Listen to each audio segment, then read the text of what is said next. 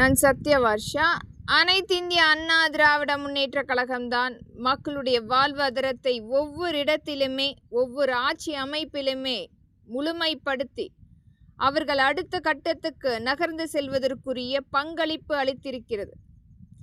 இன்றைக்கும் சட்டமன்ற தேர்தலுக்குரிய வாக்குறுதிகளாக ஒவ்வொரு தொகுதி ரீதியாக இருக்கின்ற பிரச்சனைகள், ஒவ்வொரு சமூகத்தில் இருக்கின்ற பிரச்சனைகள் அனைத்திலுமே முழுமையாக மக்களுடைய எதிர்பார்ப்புக்கு முழுமையான ஒரு அங்கீகாரமான ஒரு தேர்தல் அறிக்கையாக முழுமைப்படுத்தி இருக்கின்றது.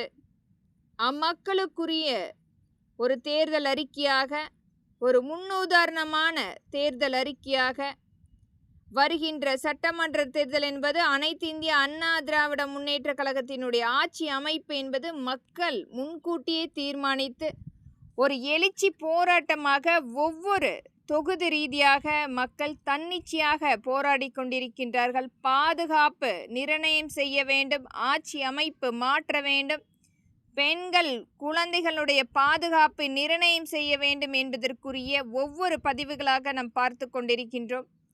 ஒரு கடுமையான வறட்சி வனவாசத்திலிருந்து ஒரு மிகப்பெரிய அளவில் எதிர்பார்க்கின்ற ஒரு மாறுதலுக்குரிய ஆட்சி அமைப்பு என்பது அனைத்து இந்திய அண்ணா திராவிட முன்னேற்ற கழகத்தினுடைய ஆட்சி வேண்டும் என்று மக்கள் ஒரு மிகப்பெரிய அளவில் எழுச்சியாக இன்றைக்கு நாம் பார்த்து கொண்டிருக்கின்றோம்.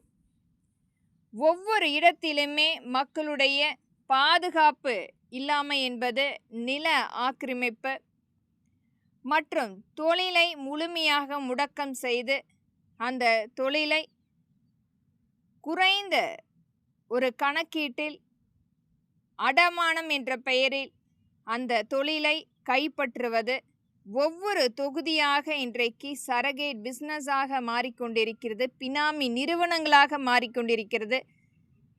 ஒவ்வொரு ஏழை எளிய மக்களிடத்திலிருந்து விவசாய நிலங்களை கைப்பற்றி வீட்டு மனைகளாக மாறிக்கொண்டிருக்கும் நிலைமையும் பார்த்து கொண்டிருக்கிறோம்.